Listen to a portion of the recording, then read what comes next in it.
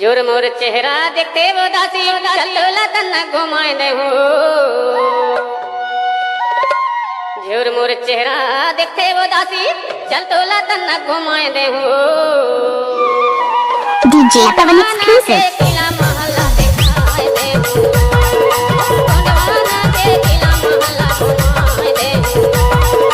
कोंडवाना के किला महला दिखाए दे हो।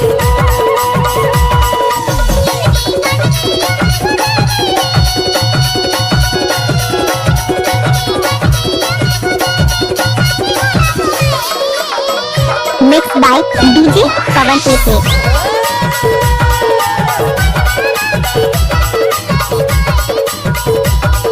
ये कोंडवाना के किला महला घुमाए दे हो।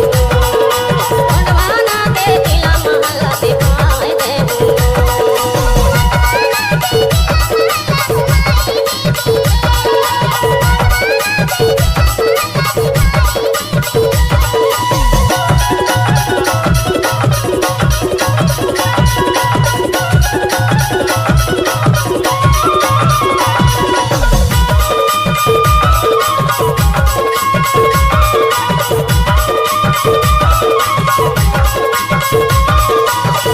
Pavan के परसा चोला